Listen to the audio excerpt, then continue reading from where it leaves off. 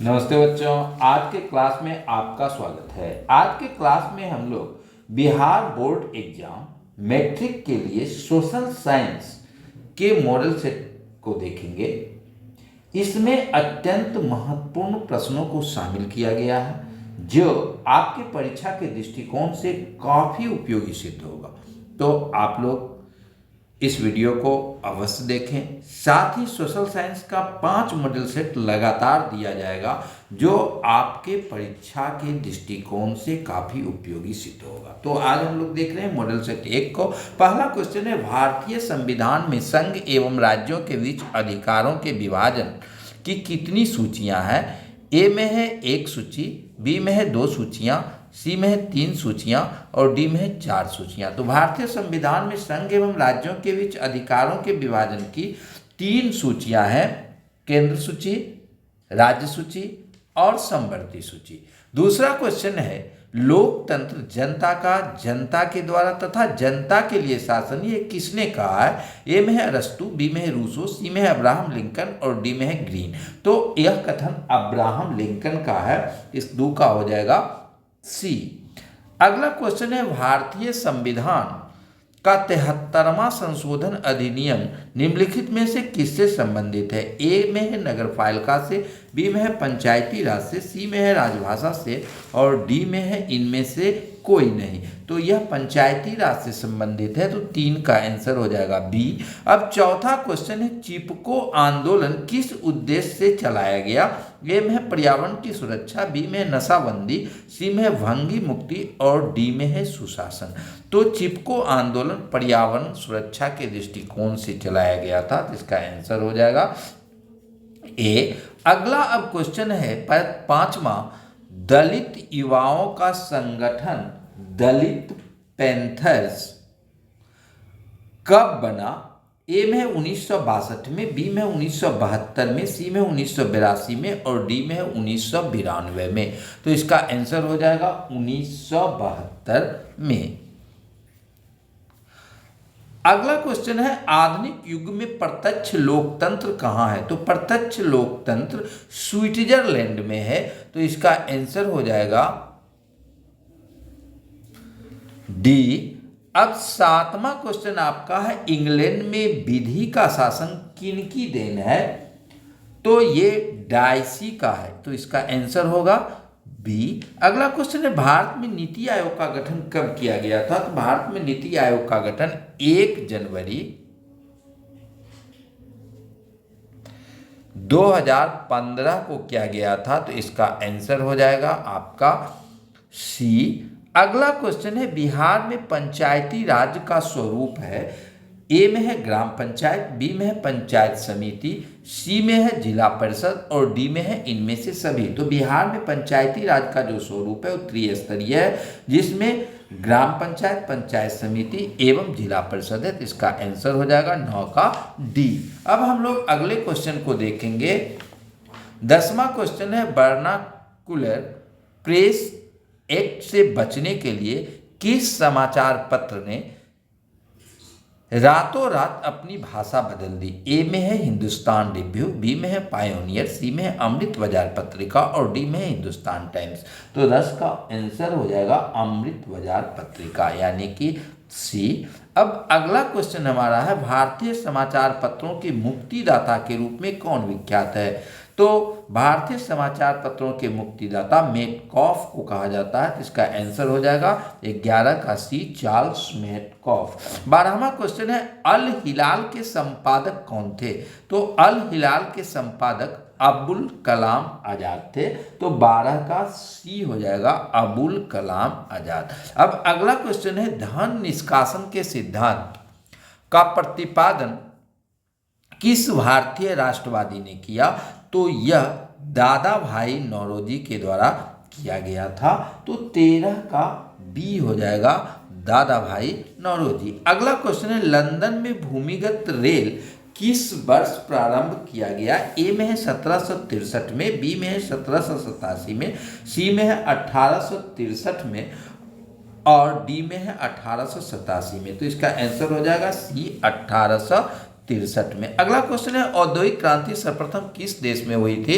तो औद्योगिक क्रांति सर्वप्रथम इंग्लैंड में हुई थी, इसका आंसर होगा ए। अगला क्वेश्चन है पंजाब नेशनल बैंक की स्थापना कब हुई थी? तो पंजाब नेशनल बैंक की स्थापना 1895 में हुई थी, इसका आंसर होगा ए। अब अगला क्वेश्चन आपका है यूरोपीय सभ्यता का पालना किसे कहा जाता है? तो यूरोपीय सभ्यता का पालना जो है सो यूनान को कहा जाता है, तो इसका आंसर हो जाएगा यूनान।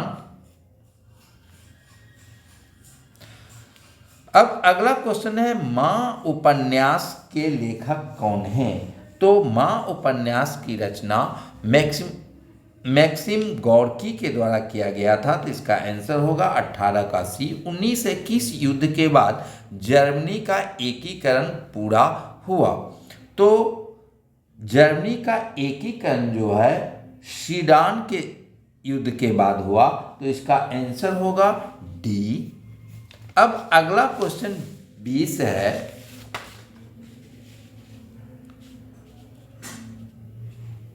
सौर ऊर्जा निम्नलिखित में से कौन सा संसाधन है? ए में है नवीकरणीय, बी में है अनवीकरणीय, सी में है जैव और डी में है चक्रीय।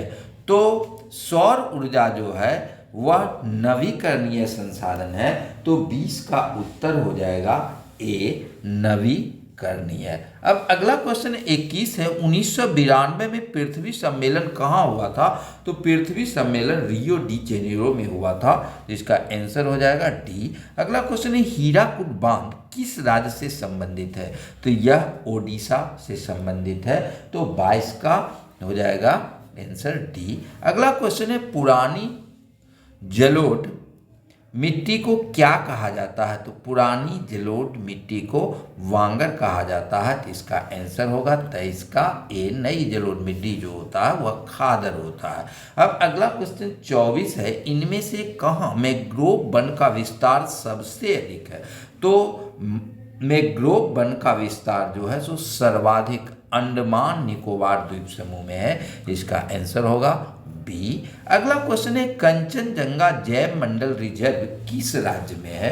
तो यह जो है सो सिक्किम में है, तो 25 का आपका हो जाएगा डी। अब अगला क्वेश्चन है निम्नलिखित में से किस खनिज के साथ प्राकृतिक गैस पाई जाती है? तो प्राकृतिक गैस मुख्य रूप से पेट्रोलियम के साथ पाई जाती है, तो इसका आंसर होगा सी। अब अगला क्वेश्चन 27 है भारत के किस स्थान पर पहला परमाणु ऊर्जा केंद्र स्थापित किया गया था?